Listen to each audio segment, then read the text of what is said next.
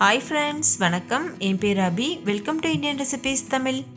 நம்ம இன்றைக்கி உடலுக்கு ரொம்ப சத்து கொடுக்கக்கூடிய உளுந்து கஞ்சி எப்படி பண்ணுறதுன்னு பார்க்க போகிறோம்.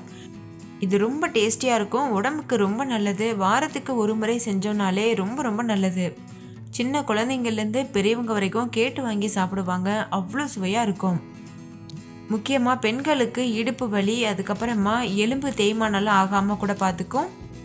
பெண் குழந்தைங்களுக்கு சின்ன குழந்தைங்கள்லேருந்தே இந்த உளுந்தங்கஞ்சி நம்ம வாரத்துக்கு ஒரு தடவை செஞ்சு கொடுத்தோன்னா அவங்க உடம்பு நல்ல ஒரு வலுவாக இருக்கும். அதே மாதிரி பசங்களுக்கும் செஞ்சு தரலாம். நல்ல ஆரோக்கியமாக உடல் நல்ல ஹெல்த்தியாக இருப்பாங்க. இப்போ இந்த ரெசிபி எப்படி பண்ணுறதுன்னு பார்க்கலாம். வீடியோக்குள்ளே போகிறதுக்கு முன்னாடி நம்ம சேனல் இந்தியன் ரெசிபீஸ் தமிழை ஃபஸ்ட் டைம் பார்க்குற ஃப்ரெண்ட்ஸ், இந்த வீடியோக்கு கீழே இருக்க ரெட் கலர் சப்ஸ்கிரைப் பட்டனை கிளிக் பண்ணி சப்ஸ்கிரைப் பண்ணிக்கோங்க. கூடவே இருக்க பெல் சிம்பலையும் கிளிக் பண்ணிக்கோங்க. ஃபஸ்ட்டு இந்த ரெசிபி பண்ணுறதுக்கு ஒரு பேன் சூடுபடுத்திக்கோங்க. அதில் 1 கப் அளவுக்கு உளுந்து சேர்த்துக்கோங்க. இது 200 கிராம் அளவு உளுந்து இருக்கும். ஸ்டவ்வை லோ ஃப்ளேமில் வச்சுட்டு இதை நல்லா வறுத்துக்கோங்க. இது லேசாக கலர் சேஞ்ச் ஆகிட்டு நல்ல ஒரு வாசனை வரும். அது வரைக்கும் நம்ம நல்லா வறுத்துக்கணும். ஹை ஃப்ளேமில் வச்சு வறுத்துடக்கூடாது, கரிஞ்சு போகிறதுக்கு வாய்ப்பு இருக்குது. அதனால் லோ ஃப்ளேம்லேயே வச்சுட்டு வறுத்துக்கோங்க. உளுந்தில் எக்கச்சக்கமான சத்துக்கள் இருக்குது. இது புரோட்டீன் ரிச் ஃபுட்டு, அதாவது புரோட்டீன் சத்து இதில் நிறையவே இருக்குது. கூடவே வைட்டமின் பி, அதுக்கப்புறம் அயன் சத்து, கால்சியம், மெக்னீசியம்லாம் இருக்குது. முக்கியமாக பெண்களுக்கு 30 வயசுக்கு மேலே எலும்பு தேய்மானம் ஏற்படும்ல, அது கால்சியம் குறைபாட்டினால தான் வருது. இதில் அதிகமான கால்சியம் இருக்கிறதுனால இது நீங்கள் வாரத்துக்கு ஒரு தடவை எடுத்துக்கோங்க. இது ரொம்ப ஹெல்ப்ஃபுல்லாக இருக்கும்.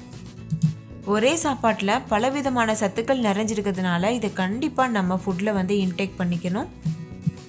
அந்த காலத்தில் ஏஜ் அட்டன் பண்ண பிள்ளைங்களுக்கெலாம் தொடர்ந்து ஃபஸ்ட்டு ஒரு 30 நாளைக்கு இந்த உளுந்தங்கஞ்சி தான் செஞ்சு கொடுப்பாங்க. இதை களியாகவும் செஞ்சு கொடுப்பாங்க, அப்படி இல்லைன்னா கஞ்சி போலவும் செஞ்சு தருவாங்க.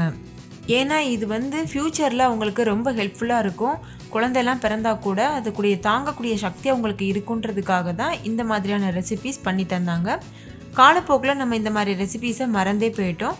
நம்மளும் இந்த மாதிரி ரெசிபீஸை செஞ்சு சாப்பிட்டு ஆரோக்கியமாக வாழணும். இப்போ பாருங்கள், இது நல்லாவே கலர் சேஞ்ச் ஆயிடுச்சு. இந்த டைமில் ஸ்டவ் ஆஃப் பண்ணிடுங்க. இது நல்லா கமகமன்னு மணக்க ஆரம்பிக்கும். அந்த டைம் நம்மளுக்கே தெரியும். ஸோ அந்த டைமில் ஸ்டவ் ஆஃப் பண்ணிவிட்டு வேறு ஒரு பாத்திரத்தில் மாற்றிடணும். இப்போ இதில் தண்ணி சேர்த்துருங்க. தண்ணி சேர்த்துட்டு இது நல்லா கழுவிக்கோங்க. ஒரு 2-3 டைம் நல்லா வாஷ் பண்ணிவிட்டு அதுக்கப்புறமா இது கூட நம்ம அரிசி சேர்க்கணும். இப்போ பாருங்கள், நல்லா கழுவிட்டு புது தண்ணி ஊற்றிட்டு எடுத்துகிட்டு வந்திருக்கேன். இப்போ இதில் நம்ம அரிசி சேர்த்துடலாம்.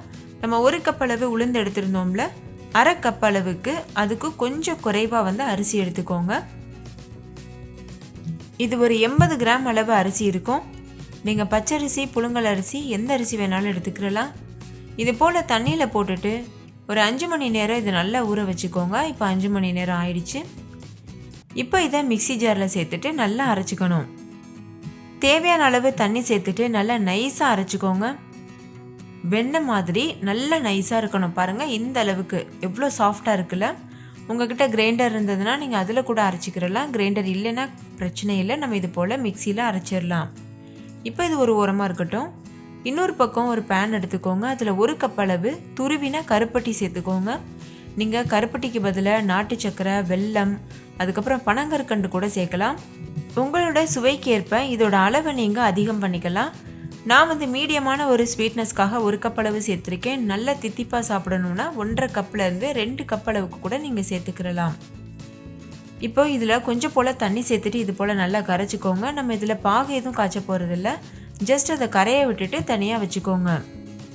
இப்போ ஒரு பாத்திரத்தில் 1 டம்ளர் அளவு தண்ணி சேர்த்துக்கோங்க. இது 200 ml அளவு தண்ணி இருக்கும். தண்ணி லேசாக சூடானதுக்கு அப்புறமா இது கூட கொஞ்சம் போல் உப்பு, கொஞ்சம் போல் சுக்குத்தூள், இது ரெண்டும் சேர்த்துக்கணும். நம்ம எதுக்காக சுக்கு பொடி சேர்க்குறோன்னா இது அதிகமாக வாயு தொல்லை ஏற்படுத்தக்கூடியது இந்த உளுந்து. அதனால் வயிற்றுக்கு எந்த உபாதையும் வரக்கூடாதுன்றதுக்காக நம்ம சுக்கு பொடி சேர்க்குறோம். சுக்குத்தூளும் உப்பும் சேர்த்ததுக்கு அப்புறமா நம்ம அரைச்சி வச்சுருக்கிற உளுந்த மாவையும் சேர்த்துட்டு இது போல் நல்லா கலந்துக்கோங்க. டைரெக்டாக நம்ம பாத்திரத்தில் சேர்த்தோன்னா அடிப்பிடிக்கிறதுக்கு வாய்ப்பு இருக்குது. அதுக்காக தான் நம்ம 1 கிளாஸ் தண்ணி சேர்த்துட்டு அதுக்கப்புறமா அரைச்சி வச்சுருக்கிற மாவை சேர்க்குறோம். சேர்த்துட்டு மிதமான தீயில வச்சு நல்லா கலந்துகிட்டே இருங்க. கலந்துகிட்டே இருக்கும்போது அது நல்லா வெந்து வர ஆரம்பிக்கும். அதோட கன்சிஸ்டன்சி நல்லா திக்காக ஆரம்பிக்கும். ஏற்கனவே நம்ம உளுந்தை நல்லா வறுத்துட்டோம், அதனால் சீக்கிரமாகவே இது வெந்துடும். இப்போ நம்ம ஏற்கனவே கரைச்சி வச்சுருக்கிற கருப்பட்டியை ஒரு சன்னி வச்சுட்டு வடிகட்டி இது கூட சேர்த்துருங்க. சேர்த்துட்டு இது நல்லா மிக்ஸ் பண்ணிக்கோங்க. கொஞ்சம் கூட கட்டிகள் இல்லாமல் நல்லா கலந்துக்கோங்க. ஒருவேளை உங்களுக்கு கட்டி தட்டுற மாதிரி தெரிஞ்சதுன்னா நீங்கள் விஸ்கு வச்சு கூட கலந்துக்கிறலாம். அப்போ உங்களுக்கு ஈஸியாக அந்த உளுந்த மாவு அந்த கருப்பட்டியோட நல்லா கரைஞ்சி வந்துடும். இப்போ பாருங்கள், நல்லா கரைச்சி விட்டாச்சு. இந்த டைமில் ஒரு ஃப்ளேவருக்காக கொஞ்சம் போல் ஏலக்காய் தூள் சேர்த்துக்கோங்க. நான் ஒரு 2-3 ஏலக்காயை நசுக்கிட்டு சேர்த்துருக்கேன். சேர்த்துட்டு இது நல்லா மிக்ஸ் பண்ணிக்கோங்க. உங்களுக்கு விருப்பம் இருந்ததுன்னா நீங்கள் நெய்யில் தாளித்த முந்திரி கூட சேர்த்துக்கிறலாம், கொஞ்சம் நெய் சேர்த்துக்கிறலாம். நான் அந்த மாதிரி எதுவும் சேர்க்கலை. நான் 2 ஸ்பூன் அளவுக்கு தேங்காய் துருவல் சேர்க்குறேன். இது டெசிகேட்டட் கோகோனட் பவுடர். நீங்கள் ஃப்ரெஷ்ஷான தேங்காய் துருவல் கூட சேர்க்கலாம். சேர்த்துட்டு இது போல் நல்லா கலந்துக்கோங்க. அவ்வளோதான், நம்மளோட டேஸ்டியான உளுந்தங்கஞ்சி சூப்பராக தயாரிச்சு.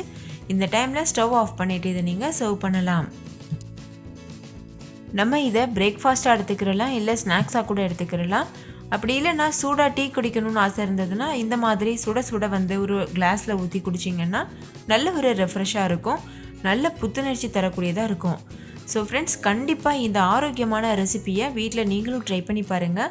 வாரத்துக்கு ஒரு முறை செஞ்சு சாப்பிடுங்க. உங்கள் எல்லாருக்கும் ரொம்ப ரொம்ப பிடிக்கும். இந்த வீடியோ பிடிச்சிருந்தா லைக் பண்ணுங்கள், உங்கள் ஃப்ரெண்ட்ஸ் கூட நிறைய ஷேர் பண்ணுங்கள். ஸோ அவங்கள பார்த்து பயன்பெறட்டும். இன்னொரு சூப்பரான ரெசிபியோட நான் உங்களை சந்திக்கிறேன். அதுக்கு முன்னாடி நம்ம சேனல் இந்தியன் ரெசிபிஸ் தமிழை சப்ஸ்கிரைப் செய்யாத நண்பர்கள் இந்த வீடியோக்கு கீழே இருக்க ரெட் கலர் சப்ஸ்கிரைப் பட்டனை கிளிக் பண்ணி சப்ஸ்கிரைப் பண்ணிக்கோங்க. கூடவே இருக்க பெல் சிம்பலையும் கிளிக் பண்ணிக்கோங்க. தேங்க்யூ, பாய்.